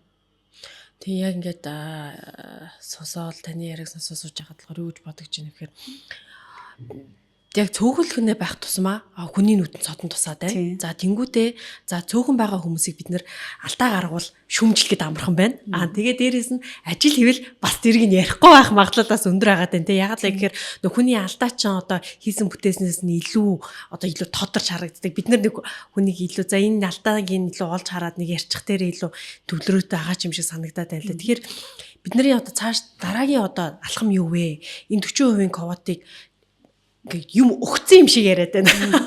Гэтэл энэ маань байх ёстой зүйл юм шүү. Та юу гэж бодож байна? Тийм, юутай энэ бол зайлшгүй. Тэгээ ковот яагаад зайлшгүй вэ гэхээр нөө төр тусгай арга хэмжээ гэсэн шүү дээ. Ганцхан эмэгтэй шиг хүн зориулаагүй. Хүүс саргалцахгүй. Учраас гендрийн ковот гэж нэрлэдэг байгаа тийм. Тэгэхээр нэг талаасаа бол яах вэ гэхээр байх ёстой зүйл. Харин ч айгүй олон жилийн дараа арай гэж ганц хоёр алхам нь л тавигдчихж байгаа. Тэр зүйл яг л улсын хурлаар төлөөллийн байгууллага. Төлөөллийн байгууллагад төлөөлөл ерөөсөө хангалтайгүй явж ирснээс болоод бид нэр толгойтой өснөөсөө их олон асуудалтай нүүр тулчаад байна. Тэгэхээр энэ бол хин нэгэн бэлгэлсэн Эсвэл ингээд нөгөө нэг май гэд өгсөн зүйл биш. Зайлшгүй байх ёстой тийм нөгөө зохицуулалт. Тэгэхээр энэ зохицуулалтыг хэвээр нь хадгалаад улам одоо төгөлдржүүлээд одоо байгаа сургамж дээрээ суйрлах ёстой.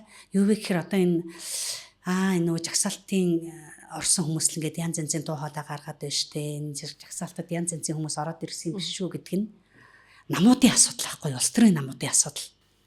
Юу вэ гэхээр ингээд улс төрийн намууд нэр дэвшүүлэхтэй үнэхээр хариуцлагатай хандаж чадчихна уу? Нэр дэвшүүлэхтэй, жагсаалтанд нэр дэвшүүлэхтэй, тойрогт нэр дэвшүүлэхтэй улс төрийн намуудын дотоод ардчлал нь ямар вэ? Тийм ээ. Тэгээд нэр дэвшүүлэх шалгуур нь байгаа мó гүм үү? Хэрвээ яг одоо эхний сонгуулиар яг энэ алдаанууд харагдаж байгаа бол шууд нөгөө жагсаалтаа шууд квота алга болгохоос өмнө тэгвэл улс төрийн намуудыг дотоод ардчлалыг нь хүчтэй болгох, хариуцлагатай болгохыг бид нар шаардах хэрэгтэй юм шүү дээ. Мөнгөтэй хүнийг биш. Олон танигдсан хүнийг биш. Жинхэнэ одоо олон нийтийн төлөө тэр салбартаа мэрэгшсэн, олон жил дуу хоолойгоо гаргасан, эсвэл тухайн бүлгээ шууд төлөөлж чадах тийм хүмүүсийг оруулж ирэх тэр шалгуурыг бид нэр улс төрийн намуудаас шаардах. Тэгэхээр ингээд за нэг зохицуулалт орлоо. Нэг сонгуул дээр хэрэглээд үзлээ. Улс төрийн намуудын нэр дэвшүүлэх процесс дээр анхаарахгүй бол болохгүй юм байна штэ гэдг нь харагдаж яхад тэр улс төрийн намуудын нэр дэвшүүлэх процессыг өөрчлөх гэж оролдохоосоо нөгөө дөнгөж бий болгосон тогтолцоогоо үнцэр нь байхгүй болох юм бол жомоо юу яах гээд алах гээд гэрээ шатаав гэдгийг л үлгэр болох гээд байгаа байхгүй юу?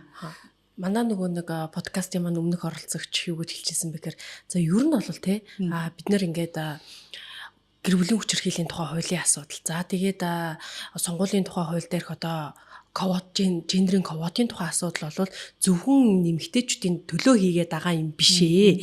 Энэ бол ингээд энэ нийгмийн төлөө хийж байгаа зүйл юм аа. Энэ маань эмэгтэйчүүдийн хөдөлгөөнөөр дамжиж нийгмийн төлөөх сайн сайхан үйл ажиллагаанууд бий болж гинэ гэдгийг бид нар харах ёстой маа гэж хэлжсэн. Та энэ дээр ямар бодолтой байна? Тий яг хоо ер нь бол иргэний нийгэмд эмэгтэй удирдагчид ихтэй. Тэгээд эмэгтэйчүүдийн эрхийн төлөө ажиллаж байгаа гэж байгаа хэрнээ бид нар нийгмийн шударга ёсны төлөө ажиллаж байгаа байхгүй юу? Хин дуу хоолойгоо гаргаж чадахгүй байна. Хин өөрөө өөрийгөө төлөөлж чадахгүй байна. Хин ерөөсөө бүр нүдэнд ч харагдахгүй байна. Хин бодлого шийдвэрийн гадна үлдээд байна. Хинийх нь эрх хэрэгчлөө амьдралд оролцоо нь хязгаарлагдаад байна уу гэдэг тэрийг ингээд нөгөө гол баримж байгаа болгож ажиллаж байгаа учраас яг эмэгтэйчүүд илүү ингээд нөгөө иргэний нийгэмд байгаа илүү эмэгтэйчүүдийн эрхийн байгууллага юм шиг харагдаж байгаа хэрнээ хүн бүрийн тэгш боломжийн төлөө ажиллаж байгаа. Хуулиар ингээд нөгөө тэгш боломж олгогдсон юм шиг нэ бодит амьдрал дээрээ хууль нь хамгаалж чадахгүй. Тэ бодит амьдрал дээрээ тэр хуулийн тэр зохицуултууд зүгээр л хөөс юм шиг байж байгаа тохиолдолд тэрийг бодиттой жинхэнэ амьдрал дээрх бодиттой баталгаа болгохын төлөө явж байгаа. Тэгээд учраас бид нар өнөөсөлийн үед бас яг Монпнет бол яг эмэгтэйчүүдийн эрхийн байгууллага гэдгээс илүү өргөн хүрээнд ажиллаж байна. Тийм учраас Монпнетийн гол стратеги байгаа юм. Барьдаг нэг гол стратеги улаан шугам гэж хэлж болно. Тэрний юу вэ гэхээр хөдөлгөөн өрнүүлэх. Одоо тэр эрхэн зөрчигдөд байгаа, дуу хоолой сонсогдохгүй байгаа, харагдахгүй байгаа, эрхэн хязгаарлагдаад байгаа тэр бүлгийн өмнөөс бид нар өөрсдөө улаантайг болж намирахгүй. Тэр болсод өөрөө өөрийнхөө төлөө дуу хоолойгоо гаргадаг, өөрөө өөрийнхөө төлөө тэмцдэг болоход нь бид нар дэмжлэг үзүүлнэ гэж ажиллаж ирсэн. Тийм учраас одоо бидний маш их том бахархал байгаа. Яг тэр тодорхой чиглэлээр ингээд дуу хоолойгоо гаргадаг хөдөлгөөнийг өрнүүлэхэд нь бид нар хөдөлгөгч хүчин болъё гэж зорж ажилласны олон жил ажиллана. Олон жил ажиллаж одоо үр дүн гарна. Нэг нь бүх нийт боловсролын төлөө иргэний нийгмийн үндэсний хэвсэл. Боловсролыг бол зөвхөн одоо боловсролын салбарт ажилладаг хүмүүсийн л мэдэх асуудал гэж их олон жил үзэж ирсэн. Тэгэл нэг л бид мэдхэд л Монгол бичгтэй болгоод уйгурч бичиг заагаад 4 жил болсныхан дараа үгүй маа гэдээ дахиад кирилл болгоод эсвэл үсэргээд анги үсэргээд гэх мэтэр ингээл боловсролын тогтолцоогоор эцэг гэхээс асуухгүй багшаас асуухгүйгээр тоглосон. Тэрнээс болоод хүүхдүүд тохирсон жишээ бол зөндөө шүү дээ. Тийм учраас боловсрол бол бидний насан туршийн бүх нийтийн дээрэс нь тэгш байх аюу том төлхөр юм байна гэж үзээд 13 байгууллага боловсролын эвслийг байгуулсан. Тэгээ Монпимнет 3 жил хажуудаа бойжулсан. Тэгээ бүх нийт боловсролын төлөө бол эвсэл бол одоо үндэсний боловсролын бодлогыг тодорхойлоход оролцдог маш хүчтэй. Хөндлөнгийн одоо дуу хоолой боллоо 40 гаруй байгууллагын гишүүнчлэлтэй. Дээрэс нь сая эцэг эхчүүдээс нь орог 40-50 сая төгрөгийн төлбөр авчаад ахаад улсын төсвөөс мөнгө аваад хувьсах зардлаар нөгөө улсын сургуулиудтай адилхан. Тэгээд улсын сургуульд очих мөнгийг тэр нөгөө их санхүүжилттэй хувийн байгууллагууд авдаг байсан байлууллаа шүү дээ. 2 жилийн өмнө боловсролын тухай ерөнхий хуулинд өөрчлөлт оруулахад бүх нийт боловсролын төлөө эвслийн хамгийн том хийсэн одоо нөлөөллийн ажил тэр бол одоо улсын сургуульд сурч байгаа, хувийн сургуульд сурч байгаа гэдгээрээ тэгш ус байдал бол үүсэх тэр боломжийг бас тодорхой хэмжээгээр хаасан айгүй том нөлөөллийн ажлын үр дүн.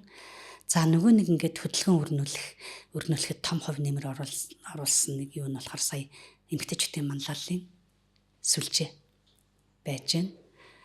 Гэх мэтэр ингээд нөгөө нэг сүлжээ эвслүүдээр дамжуулаад яагаад бид нар хөдөлгөөнд илүү ач холбогдол өгöd байгаа юм гэхээр нэг байгууллага нэг хувь хүн дангаараа тэр асуудлыг шийдэхэд улам хэцүү болчихлоо л да. Яагаад гэвэл тэр асуудал хатгсан гар шиг болоод улам бүр ингээд барьцалтаад байж байгаа. Ганцхан салбарын асуудал биш. Учираас бүгдээрээ хамтын хүч, хамтын дуу хоолой, нийтлэг зорилго, нэгдмэл хүчээр зайлшгүй ингээд нэгтгэхээс өөр аргагүй болж ирж байгаа. Тэгэхээр тэрэнд нь одоо Монпимнет дэмжлэг үзүүлэх ажлаа хийж гин гэсэн үг. Тэгэхээр хамтын хүч, хамтын эрх мэдэл.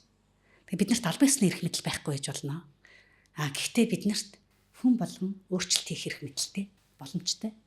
Тэгээ эрх мэдэл гингүүт хүмүүс ингээд эсвэл мөнгө гэж хардаг, эсвэл албан тушаал гэж хардаг. Гэтэл эрх мэдэл гэдэг бол өөрчлөлт хийх чадамж. Бид нар эрх мэдлийг тэр нүдээр харж байгаа.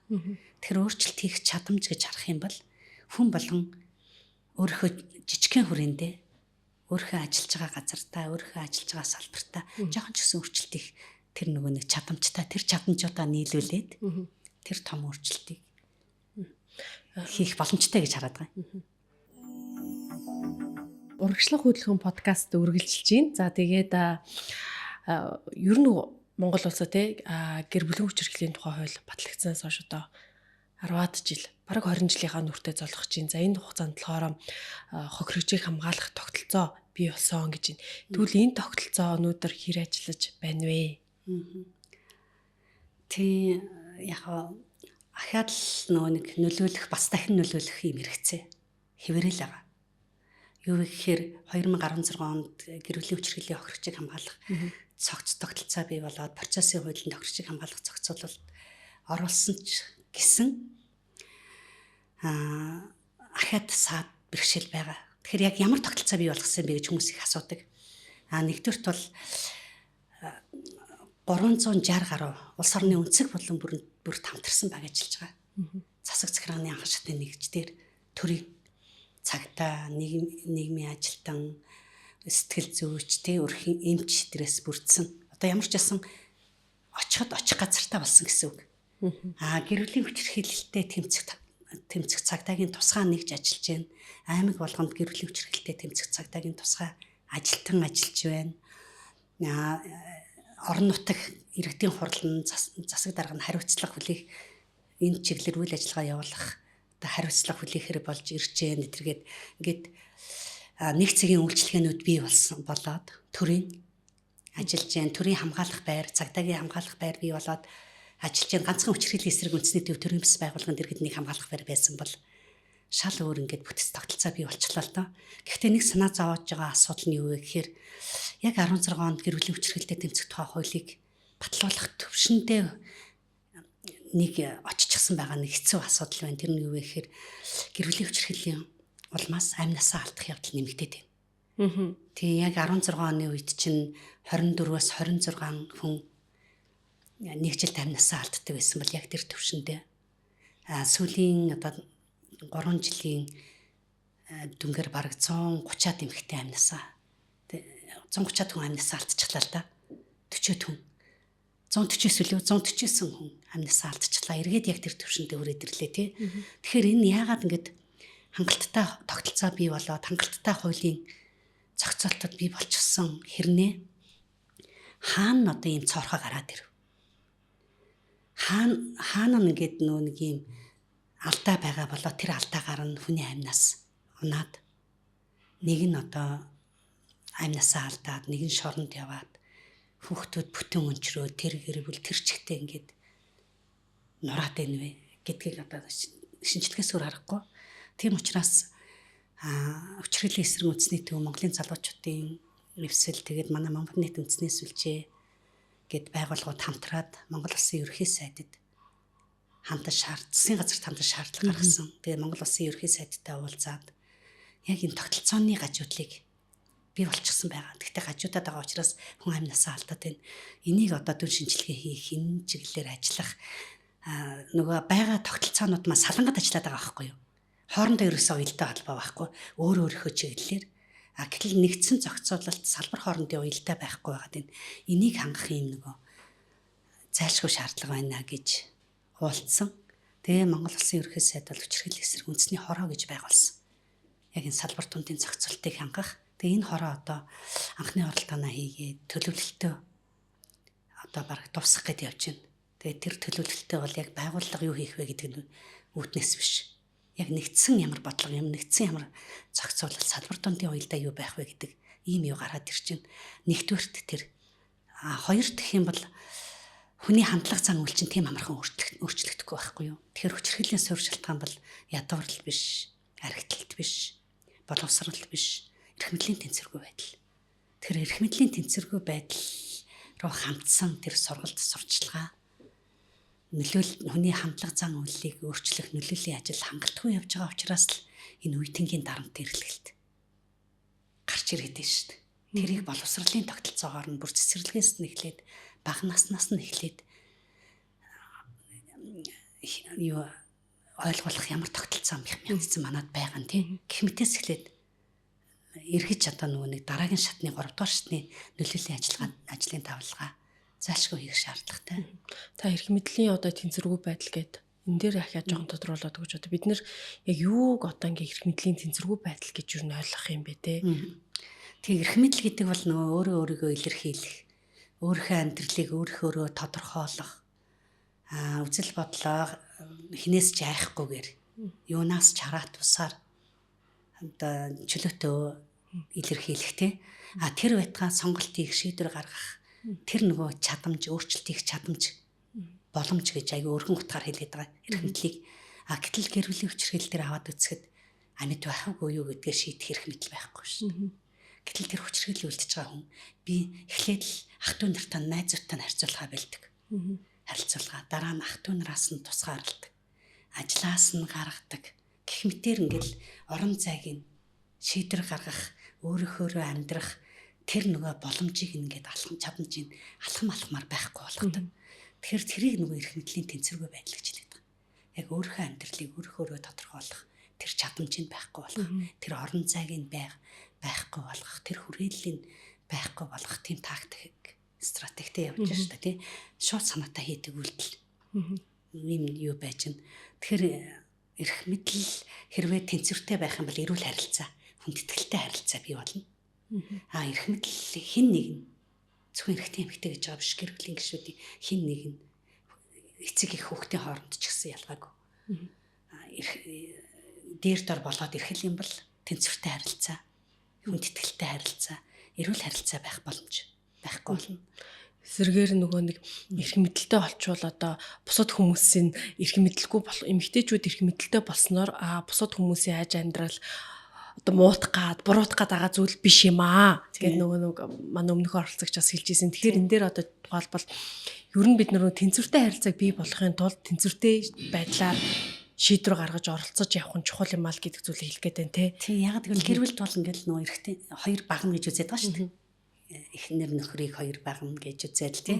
Гэтэл яг тэр өөр өөрийн өнцгөөс харсан шийдэл дуу хоолой өөр өөрийн туршлага дээр тулгуурласан тэр одоо харах үнцэг нийлж ижил зөв шийдвэр тэнцвэртэй одоо нөгөө нэг шийдэл гарна. Хүн амын бүлэг дотор ч гэсэндээ эрэгтэйчүүд, эмэгтэйчүүд дээрэс нь зөвхөн эрэгтэй эмэгтэй гэдэг хүсч хоёр туйлтай байха болчихлоо тий. Олон туйлтай болж ирж байна. Тэр болгоны төлөвлөл дуу хоолой тэнцвэртэй байж ижил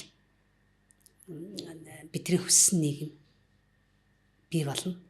Тэгэхээр ийм учраас тэр эрх мэдлийн тэнцвэртэй байдал гэдэг бол зөвхөн хосуудын хооронд, эцэг хүүхдийн хооронд, багш, сурагчдын хооронд хязгаарлагдахгүйгээр аливаа шийдвэр гаргаж байгаа бүх төвшөнд яг адилхан очих ёстой. Зөвхөн нэг л жишээ хэлээ л да. Хүүхд бол ээж бол хүүхдэд асрах ёстой гэдэг нэг олон нийтэд төгссөн тэр ойлголтын үүднээс хүүхд асрах чөлөөг зөвхөн ээжүүдэд олгосон хууль гарсан. Гэтэл амьдрал дээр өрх толголсон аауд байгаа шүү дээ. Эхнэр нь нас орчихсон, тэгээ гэр бүл цуцалсан, хүүхд нь өөр дөрөө байж байгаа. Гэтэл тэр аауд эрхийг хязгаарлалчихсан. Тэгээд хуулийн сургуулийн хэсэг оюутнууд үндсэн хуулийн эцэцэд үндсэн хуулиар олгогдсон эрхийг хязгаарласан гэдэг гомдол гаргаад тэгээд тэр ихэд чөлөө олгох хууль их эцэг гэдэг болж ирж байгаа жишээний. Ингээд нөгөө нэг энийг л нөгөө эрх мэдлийн тэнцвэртэй харилцаа гэж хэлээд байгаа. Ямар нэгэн өөрчлөлт сонголт хийх, өөрчлөлт гаргах, шийдвэр гаргахад тэнцвэртэй байх. Одоо бид нэр ингээд нийгмэл хэлж байгаа. Тэгээ хязгаарлагдсан л гээд хүмүүс нөгөө нэг аюух ингээд төөрөлддөг нэг ойлголт нь эрх мэдлийг хязгаарлагдсан л гэж бодоод байгаа. Яг мөнгө албан тушаал гэдээ үзчихээрээ хязгаарлагдсан л гэж бодоод гэтэл энэ чи өөрчлөлт хийх чадамж, сонголт хийх чадамж, шийдвэр гаргах боломж гэдэг ингээд өргөн утгаар нь аваад үзэх юм бол эрх мэдлийн хязгааргүй. Эрх мэдлийг бусдтай хуваалцах тусам тэлдэг тэр зүйл. Хуваалцахгүй байвал агшдаг. Хуваалцах тусам тэлдэг тэр зүйл. Тийм учраас нөгөө яагаад иргэний нийгэм бид нар ингээд хөдөлгөөн бий болгох гэдэг нь яагаад хамтын хүч эрх мэдэл гэж стратегитэйгээр ингээд хөгжүүлэх гэж хичээгээд байгаагийн утга учир тэнтэй байна. Ер нь цаашдаа Монголын нийгэмд хөдөлгөөний хийх ёстой алхмууд юу байна вэ? За хөдөлгөөний хийх ёстой хамгийн ихний алхам бол хүн болгон ялгаатай гэдгийг хүлээн зөвшөөрөх. Тэгээ хүн болгон өөр өөр хэрэгцээтэй байгаа. Өөр өөр үзэл бодолтой, өөр өөр амьдралыг туулж байгаа гэдгийг хүлээн зөвшөөрөх. Нэгдүгürt хоёр дахь юм бол хэдийгээр бид нэр өөр өөр амьдралтай, өөр өөр газар амьдардаг, өөр өөр бүлгийнх байлаач гэсэн биднэрт нөлөөлж байгаа нөлөөлөл улс төрийн бодлого шийдвэр ч гэдэг юм уу тийм ямар нэгэн нөлөөлөл бол бидний амьдралд тусч байгаа. Тэгэхээр энийг өөрчлөхийн тулд хамтдаа хийх хэрэгтэй, хамтын хүч эрх мэдлийг бэхжүүлэх. Тэгээ ягаад тийм учраас нь олон улсын төвшөнд ч гэсэн интерсекшнл хандлага гэж яриад байна шүү дээ. Тэгэхээр бид нар яах вэ гэхээр хамтдаа байж ижил тэр өөрчлөлтийг хийхгүй бол хэврэг хүчгүй. Яг л аюу том богшсон тэр тогтолцооны өөрчлөхийн төлөө явж байна. Тэр тогтолцоог өөрчлөхөд их олон байгууллага, олон хүмүүсийн хамтын хүч тоо хоолой хэрэгтэй. Одоо жишээ нь юу вэ? Хөгжлийн бэрхшээлтэй хүмүүсийн холбоо гэд байж байгаа Оюнбаатар дарга нь тэгээд хуульчдтай хамтраад хуульчдын ямар нөхөрлөлөд нэрийг мартчих. Татварын ерхий газрыг захиргааны шүүхэд өгсөн. Нийтийн эрх ашигын хэмжлээ хамгаалах өмгөөлөл хийж байгаа юм. Яагаад өгсөн бэ гэхээр хувь хүний орлогын албан татварын хуулиар хөгжлийн бэрхшээлтэй хүмүүс татвараас чөлөөлөгдөх байсан чинь татварын ерхий газар журам гаргаад хуульд авсан журам гаргаад тэгээ нэлээд хэдэн жил хөгжлийн бэрхшээлтэй хүмүүс ажил хийж байгаа шүү дээ. Тэр ажлаас нь ингээд олж байгаа цалингаас нь татвар аваад байсан. Тэгээд энийг нэг өвчнгөө болгох, тэр журмыг өвчнгөө болгох тэр стратегийн өмгөөллийг хуульчдын тэр нөхөрлөлтөй хамтраад хийсэн. Тэгээд тэр журмыг хүчингү болгосон, хуульд авсан журмыг. Тэгснээрээ яг хүчингү болгосон шүүхийн шийдвэр алгах зохиод гарлаа. Яг тэр момент тэр мөчтөө 65 мянган хүний эрх ашиг хамгаалагдаж байгаа. Тэгээд цаашаа ингээд нөгөө нэг ахаад олон жил хүний хүмүүсээс татвар аваад л исэн бол өчнө тоон өсөд яваад байна тий. Тэгэхээр ингээд хуульчид гээд нэг бүлэг хөгжлийн бэрхшээлтэй хүмүүсийн эрх ашигыг хамгаалах байгууллага байна тий. Хүчний бэрхшээлтэй иргэд өөрсдөө дуу хоолойгоо гаргасан. Дээрэс нь одоо манай Хүчирхийллийн эсрэг үндэсний төвийн захирал Ариун Тэрэгч бас нэг өмгөөлөгчөөр нь орсон. Эмэгтэйчүүдийн эрхийн төлөөх байгууллага ингээд дуу хоолой хүчээр нэгтгэж байгаа ч гэдэг юм. Ингээд хинд ямар нөөц дуу мэдлэг туршлага эрх мэдэл боломж байна тэрийг нэгтгэнэ гэсэн үг. Тэрнгээр нөгөө даваа талтай ач холбогдолтой. Нийгэмд бид нар ямар хөдөлгөөнийг бэхжүүлэх мөн тэгээд бас цааш нь урагшлуулах юм шаардлага байгаа. Ямар үйл явцыг. Тий, одоо бол Монпамнит үндэсний сүлжээ малчин эмэгтэйчүүдийн асархуу гар бол бас ер нь бол асархуун эдийн засгаар ажиллаж байна л да. Одоо өндөр настай улсууд яг асар хөнгөө байгаа тохиолдолтой гэр бүлийн бүтцэн болоод цөөхөн болж байна. Тэгэхээр ахмадын асархуун хэрэгцээ байна. Хүүхдээ хараад ээжүүд гэртээ их сууж байна. Тэрнтэй холбоотой асархуун хэрэгцээ.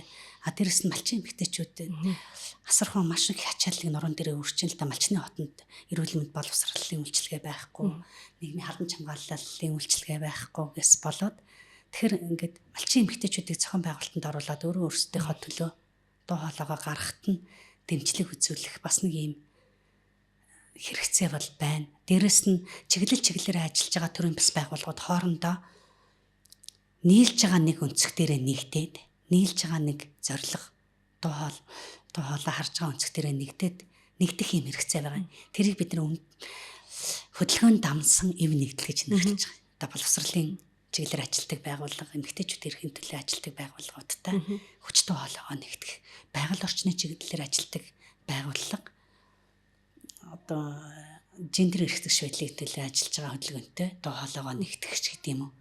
Өстөө нөгөө жинхэнэ салбар хоорондын уялдаа холбоо гэдэг шиг зөвхөн төрөөс нэгхээс гадна бид нар өөрсд дээрээ бодтоор бий болгох.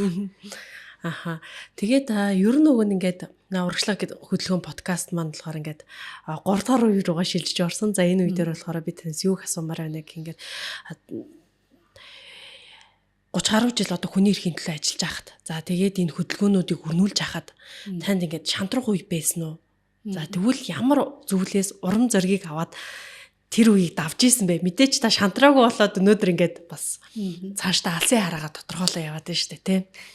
Шантрах үе бол мэдээж алхам татандаа. Хамгийн эхлээд Хүчирхийллийн эсрэг үндэсний төвд хуулийн зөвлөгөөр ажиллаж байхад нөгөө бариад ингээд хохирогч одоо ирсэн үйлчлүүлэгч хамгаалчих ямар ч баталгаа хуулийн зохицуулалт байхгүй байна гэдэг чинь очсон газар болгондоо хаалга мөргөж явж байгаа шүү дээ. Тэгээ яг үйлчлүүлэгчтэйгээ адилхан хөөгдөд гардаг ч тохиолдол байсан.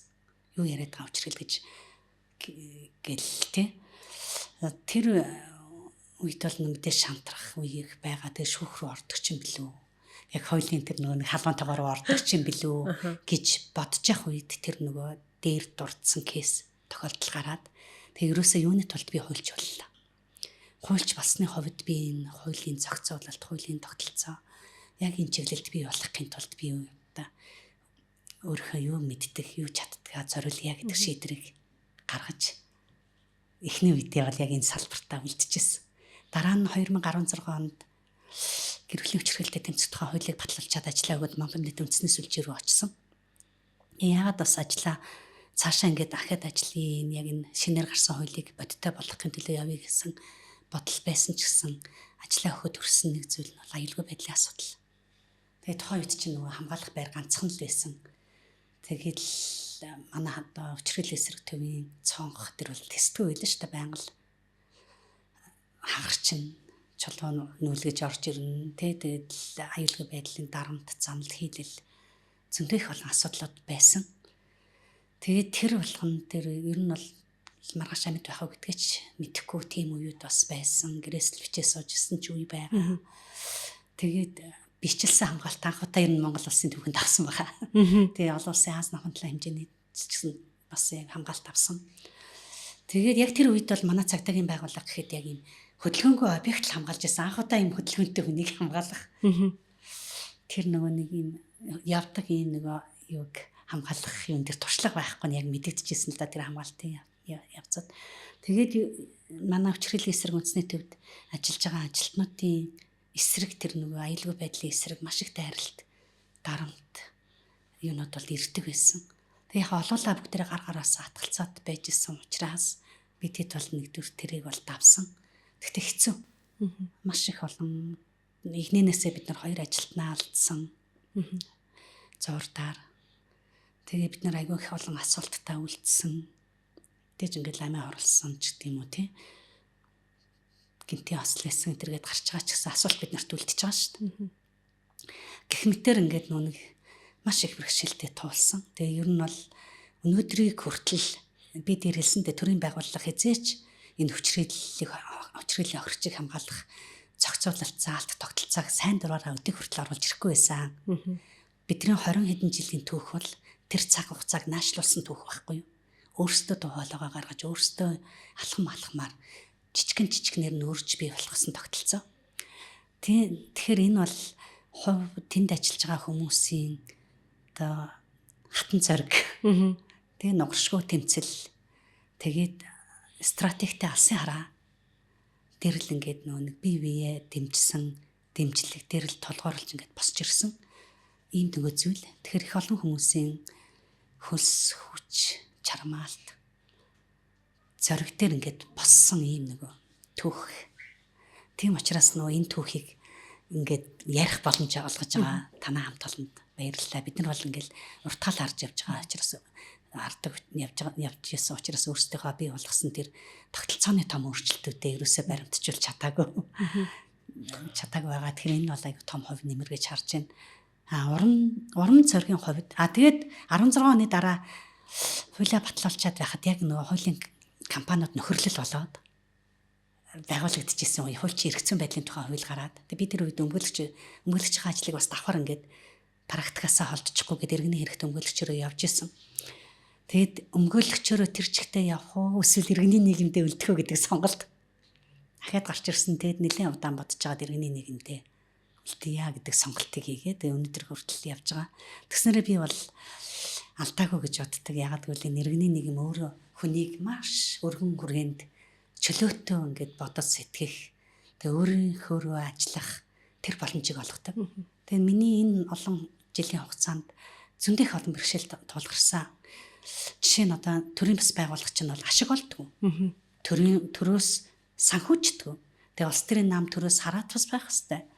Тэгэхээр өөрсдөө бид нар хөрөнгө босгох шаардлагатай. Ямар нэгэн өөрчлөлтийг хийн тулд тэгснээрээ бид нар гадны төр өөрөө ямар ч санхүүжилт өгөхгүй, иргэний нийгмээ дэмжихгүй, тэгээд нэгдсэн үндэсний байгууллага гэдэг олон улсын байгууллагаас санхүүжихээр янз янзаар цололдог. Гэтэл төр өөрөө тэр бидний санхүүжилт авдаг байгууллагаас яг адилхан санхүүжилт авдаг байхгүй юу?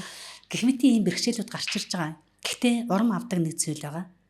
Тэр нь бол яг гэхээр бидний хийж байгаа ажил маш олон хүний амьдралыг өөрчилж байгаа. Тэгэхээр нэг удаа ингэж бэлэг өгөөд хандив өгөөд өөрчилждэг.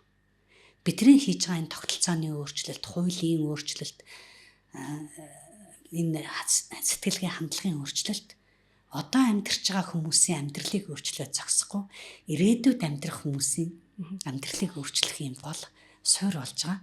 Тэгээд за бид нар нэг ийм өөрчлөлтийг хийж та гэж бодоход тэр өөрчлөлтийг бид нар гаднаас нь нөлөөлөөд эсвэл өөрсдөө бий болгоод хийж чаддаг нь их гоё.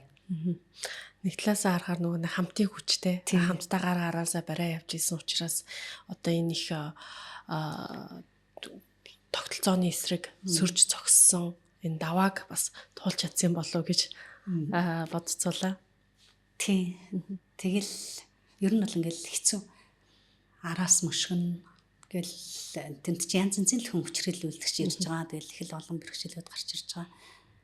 Тэгэл хэдүүлээ цонхоор ээлжилж хараад л гадаа ямар машин байна, ямар дугаартай машин байна гэж бүртгээд зогсож байгаас эхлээл ингээл тэгэл тэр үед чинь дараа нь нэг гэрч охирчийг хамгаалах хууль гараад тэр ажлын хэсэгт би бас ажилласан. Гэрч охирчийг хамгаалах тогтолцоо дахрын алба гэж гараад тэгээ удаагүлтэй алга болчихсон. Одоо цагдаагийн нэг карьер хэлцэл болчиход байна. Би даасан юм бүтцээ хайгуу хэрэгтэй мөлий. Тэр үед бол бид нар ер нь манай хуулийн зөвлөхөд бол нэлийн сайн хамгаалагдчих чадчихсан. Хүний эрх хамгаалагчдын тухай хууль маань бас 2020 он гараад батлагдсан байдаг те. Тэгэхээр бас л энэ нөгөө нэг алхамаар одоо өрнсөн хөдөлгөөний бас нэг чухал эрх зүйн зохицуулалт. Хөдөлгөөн өрнсний одоо үр дүнд бий болсон эрх зүйн зохицуулалт гэж бодож байна. Тийм. Тэгэхээр тэр нөгөө нийтийн эрх ашигыг хэмжлэн хамгаалах стратегийн өнгөдөл гэдэг их олон байгаль орчны чиглэлээр маш олон чиглэлээр хийсэн, хүчирхийллийн чиглэлээр хийсэн, унаач хүүхдийн чиглэлээр хийсэн амжилттай болсон стратегийн өмгөөлөлтөд байгаа. Тэр бол бас хүний эрх хөгжил төвийн их олон жилийн ажлыг үр дүн болж анх байгаль орчны чиглэлийн хуулинд тусаад дараа нь захиргааны хуулинд тусаад тэгээ одоо бол сая гэхэд л одоо туулгын юунд ирэхэд нэг ямар хуулийн юу бэ? Стратегийн өмгөөлөл хийн гэдгийг мэдгэдчихлээ шүү дээ. За ингээд ярилцсан баярлалаа. За урагшлах хөдөлгөөн подкаст та бүгдд хүрлээ. За энэ удаа болохоор манай зочноор их жаргалч оролцлоо. Хүний эрхийн активист, за шинжээч, гендрийн шинжээч, МОФ-ийн үндэсний шүлжээний ерхий зохицуулагч, хүчирхийллийн эсрэг үндэсний төвийн одоо удирдах зөвлөлийн гишүүн ийм хүн байгаа. Тэгээ 30 гаруй жил иргэний нийгмийн салбарт ажилласан маш том ажлын туршлагатай. Тэгээ та бүгд бид хоёрын ярианаас одоо хуулиудаар дамжуулж эрх зүйн тогтолцоог хэрхэн бий болгосон. За мөн тэгээд хөдөлгөөнийг хэрхэн өрнүүлж хөдөлгөөн цаашаад ямар байдлаар алсын хараагаа татаж явж байгаа юм бэ гэдгийг бас хүлээн авч сонсож үзсэн болов гэж найдаж байна. Танд баярлалаа. Амжилт хүсье. Амжилт.